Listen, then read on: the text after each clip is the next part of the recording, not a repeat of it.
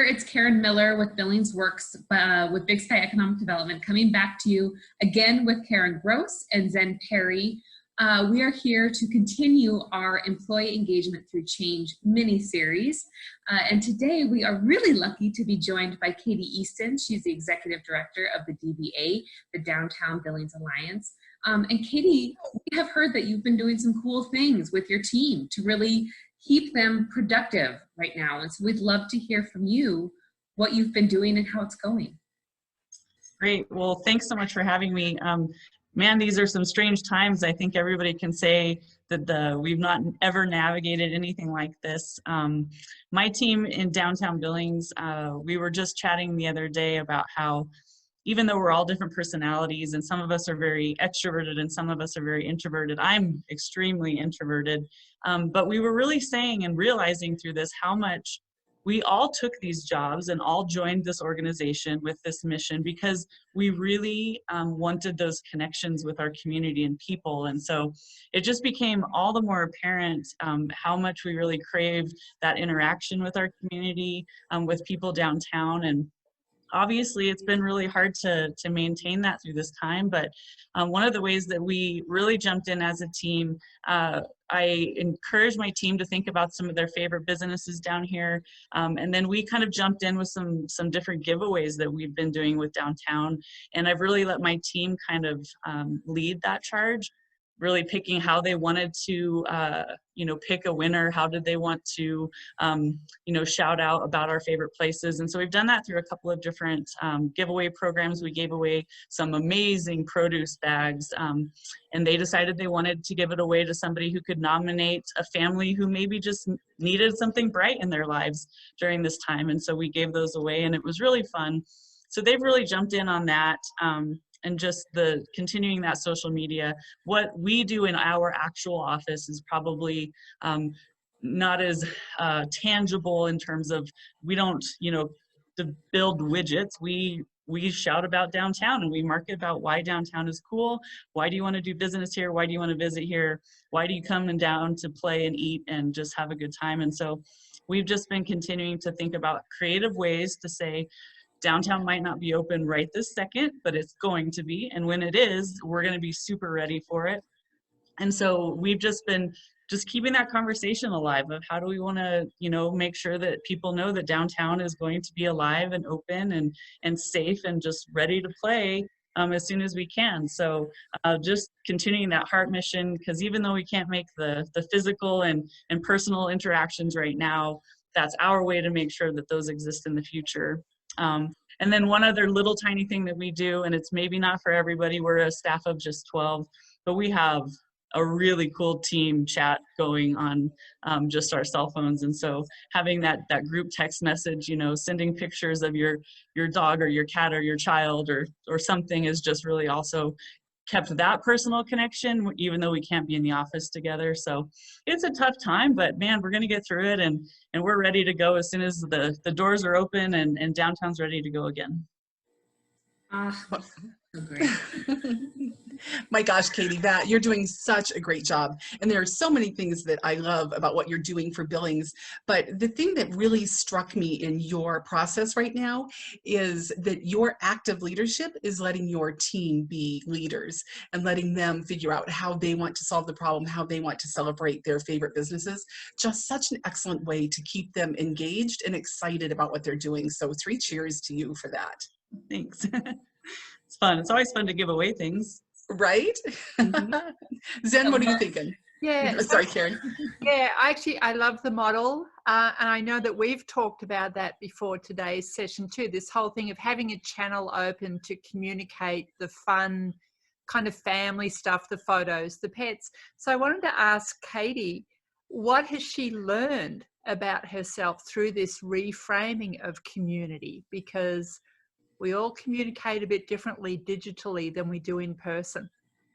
We do, and I could see, we do our staff meetings just as regular, but over Zoom, and I can just see those who really, in the general kind of day-to-day interactions when our office is open and we're all here, they thrive on sort of that momentary connection and just those touch points of either that's a literal physical touch point, or it's just a pop your head in the office and say hi. And man, the weekly Zoom meetings just don't cut it. And so we've really tried to just continue and create that continual connection and check-in. If I'm texting a friend, a coworker, a teammate, not a friend, they are my friends, but you know, my team, just making sure that we're really kind of staying connected. And for myself, I qualify like on a scale of like 0 to 10 on extrovert to introvert. Like I score 10 almost all of the time as an introvert. And so I kind of thought I would thrive in this world and like really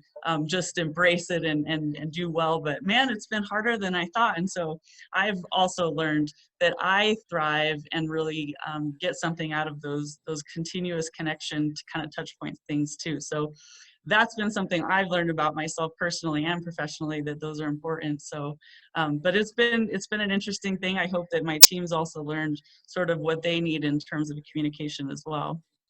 Thank you. Back to you, Karen, in the middle. Yeah, thanks, Katie. So it's funny because as you were talking, you hit on some topics we talked about. We talked about the value of giving and how that keeps you engaged. And then we talked about learning. So then, you know, what are you learning right now? So it's nice to hear you reiterate some of the topics we covered earlier. So Katie, do you have a question for this panel of experts, Karen and Zen, just on keeping your team engaged right now through change, or a challenge that you're up against?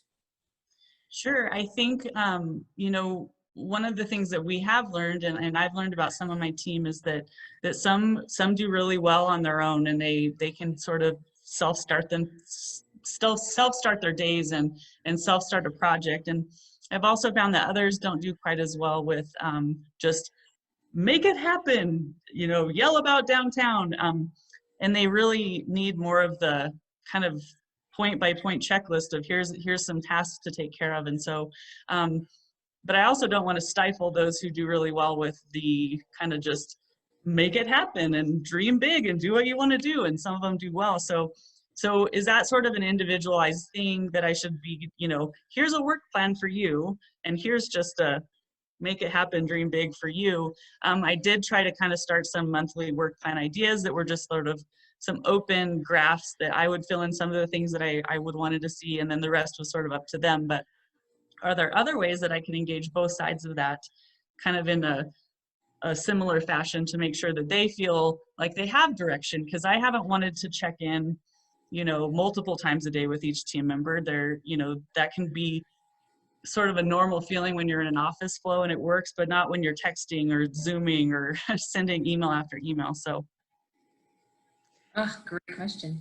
It is. And Katie, I think that what we're hearing from you is because you're an introvert, you don't want to be extroverted about, you know, driving these people crazy, right? You're really trying to take good care of them.